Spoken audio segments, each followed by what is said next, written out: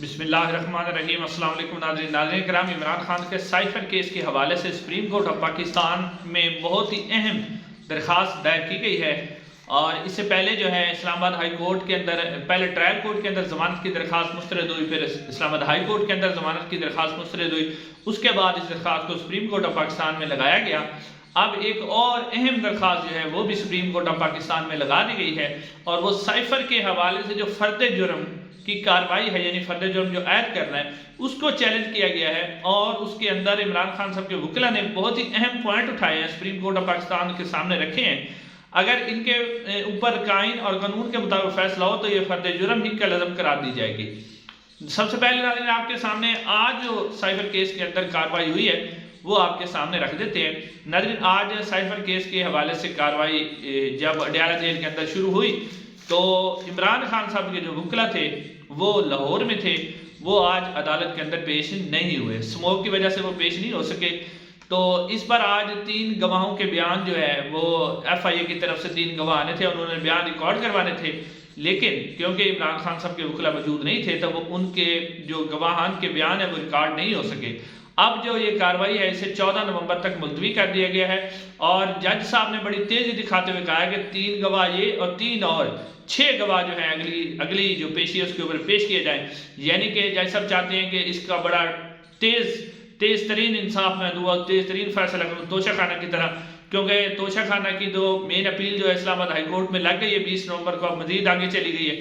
تو وہ تو فیصلہ ختم ہو جانا ہے، کل ختم ہو جانا ہے۔ تو عمران خان کو کیونکہ انتخابات میں حصہ لینے سے روکنا ہے، تو جو سائفر جج ہیں وہ اتنی پھرتی دکھا رہے ہیں، تیزی کر رہے ہیں کہ جناب اس کو میں جلدی اس کو کنکلوڈ کروں اور اس کے اوپر فیصلہ سنا دوں۔ اب ناظرین آتے ہیں عمران خان صاحب نے جو فرد جرم کو چیلنج کیا ہے سپریم کورٹ آف پاکستان میں۔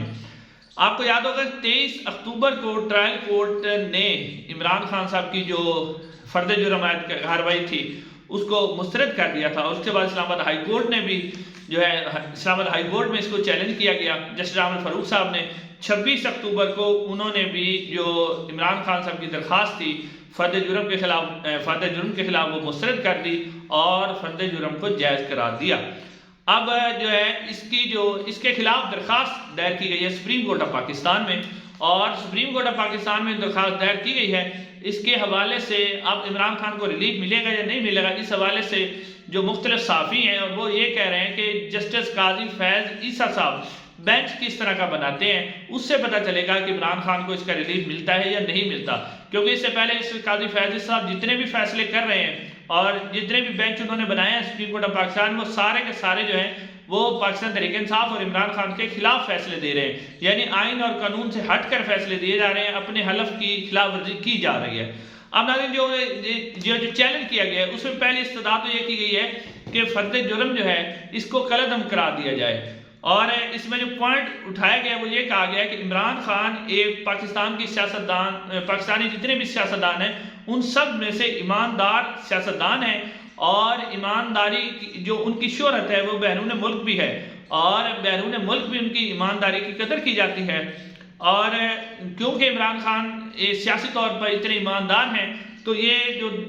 ملک کے اندر دوسرے سیاستدان ہیں ان کی سیاست کو یہ خطرہ سمجھ جانے لگا، یعنی عمران خان صاحب ان کی سیاست کے لیے خطرہ سمجھے جانے لگے، اتنی پاپولرٹی تھی۔ اور اپریل 2022 کے اندر ایک سازش یعنی بیرونی سازش کے تحت عمران خان کی حکومت کو ختم کیا گیا،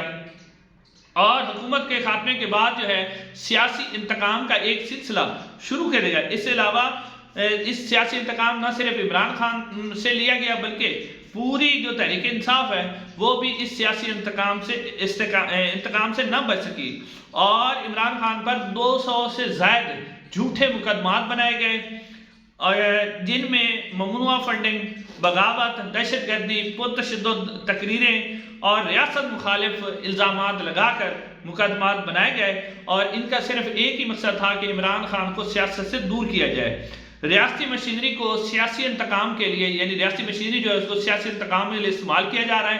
اور ریاستی مشینری جو ہے وہ اپنے اختیارات کا غلط استعمال کر رہی ہے، ریاستی مشینری کو جو اختیارات ہے اس کو غلط استعمال کر رہی ہے، اپنی ڈومین سے باہر نکل رہی ہے۔ تو سائفر کیس اسی جو ظالمانہ عمران خان سے ظالمانہ سلوک ہے اور جو غیر قانونی اقدامات اور غیر قانونی مقدمات بنائے گئے ہیں ان میں سے اس کا ایک ثبوت ہے، اور صرف اس کا مقصد یہی تھا کہ حساب برابر کیا جائے اور عمران خان کو سیاست سے زہر نکالا جائے۔ اس کے علاوہ مزید اس درخواست کے اندر اپیل کی گئی ہے کہ ایف آئی اے کا طرز عمل انتہائی، یعنی ایف آئی اے کا جو طرز عمل ہے وہ بھی جانبدارانہ ہے۔ ایف آئی اے کی جانبدارانہ یعنی ان کا طرز عمل ہونے کا جو ثبوت ہے وہ یہ ہے کہ جو مقدس جھوٹے مقدمات عمران خان صاحب کے خلاف درج کیے گئے ہیں وہ ایف آئی اے نے درج کروائے ہیں، جن میں ممنوعہ فنڈنگ کا کیس بھی شامل ہے۔ تو ایف آئی اے کا یعنی طرز عمل جو ہے وہ بھی غیر جانبدار، اس کو کہا گیا کہ ایف آئی اے بھی اپنے اختیارات سے جو تجاوز کر رہی ہے۔ اس کے علاوہ ٹرائل کورٹ کی جو غیر جانبداری ہے وہ بھی نہیں ہے، وہ ٹرائل کورٹ بھی جانبدار ہے۔ اس حوالے سے انہیں بتایا گیا کہ عمران خان کی جو ٹرائل کورٹ ہے اس نے جو غیر قانونی کام، بہت سے غیر قانونی کام کیے جس سے لگتا ہے کہ وہ بھی غیر جانبدار نہیں ہے۔ پہلی بات انہوں نے بتایا کہ عمران خان صاحب کی جو سائفر کے اندر گرفتاری ہے وہ خفیہ طور پر عمران خان صاحب کی گرفتاری ڈالی گئی سائفر کیس کے اندر، اور عمران خان صاحب کی غیر موجودگی میں جوڈیشل ریمانڈ دے دیا گیا۔ حالانکہ یعنی کہ اس آگے کے آئین اور قانون کے مطابق اعلیٰ عدالتوں نے بھی اس بات پر فیصلہ دیا ہوا ہے کہ جب بھی کسی ملزم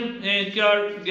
جوڈیشل ریمانڈ دیا جائے گا اس وقت ملزم کا عدالت کے اندر موجود ہونا ضروری ہے۔ تو عمران خان صاحب کی غیر موجودگی میں جوڈیشل ریمانڈ دے دیا گیا،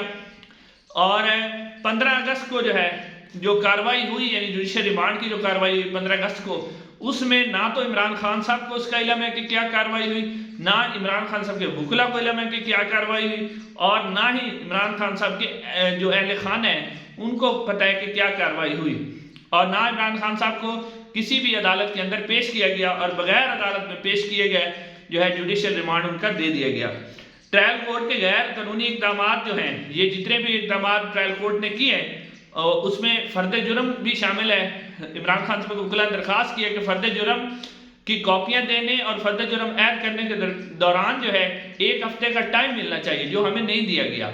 اور جلدی فرد جرم عائد کی گئی، کیونکہ فرد جرم کی عائد کرنے کے اوپر تیاری کے لیے وکلا کو ٹائم چاہیے، اور خاص طور پر جب معاملہ سابق وزیر اعظم پاکستان عمران خان اور سابق جو وزیر خارجہ شاہ محمود قریشی کا ہے تو اس کے لیے زیادہ ٹائم چاہیے تھا، جو کہ عدالت نے ٹائم نہیں دیا، 7 دن کا بھی ٹائم نہیں دیا اور فرد جرم عائد کر دی گئی۔ تو اس حوالے سے انہوں نے کہا گیا کہ یہ جو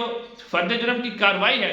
اس کو فوراً سے پہلے کالعدم کرا دیا جائے۔ اب ناظرین، سپریم کورٹ آف پاکستان میں درخواست تو دائر ہو گئی ہے، لیکن سپریم کورٹ آف پاکستان کی جو اگلے ہفتے کی کاز لسٹ ہے، یعنی کہ جو اب منڈے سے ہفتہ شروع ہونا ہے، اس میں جو کاز لسٹ جاری ہوئی عمران خان صاحب کے کسی بھی جو ضمانت والا کیس ہے یا فرد جرم کو کالعدم کرا دینے والا کیس ہے